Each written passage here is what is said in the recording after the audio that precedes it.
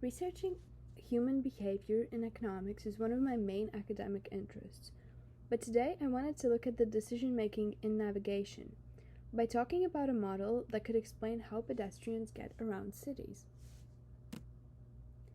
Humans generally are surprisingly effective navigators, given our lack of abilities to, say, use the geomagnetic fields. It's even reflected in the so-called desire paths that deviate from the already set up roads. We can see these desire paths even here on campus, when students rush to classes through the snow, trying their best to optimize their routes. Even though humans are rather effective, they are also systemically prone to biases.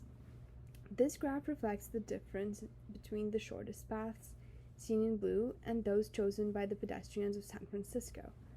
As the distance between the origin and the destination increases, so does the amount of mistakes.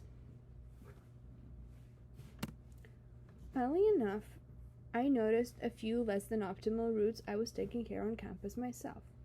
For example, to visit my friend's apartment from the McLaughlin cluster, instead of taking the shorter route pictured here, I would almost instinctively decide to pass by the library. Yet I would not make the same mistake when walking back. Why so? I was not minimizing the walking distance. Instead, MIT researchers that use GPS tracing propose that humans choose the so-called pointiest paths, or the route that more directly points towards the destination. Humans use not just distance, but also direction when planning.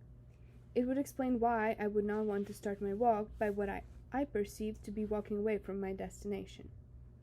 This kind of angle-based reasoning would also explain why there are differences when reversing the routes.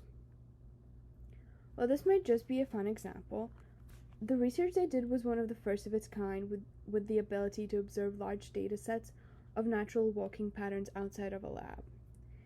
And even though more research is needed to account for individual differences and to include other controls, this is a fascinating insight into how the human brain works on a day-to-day basis.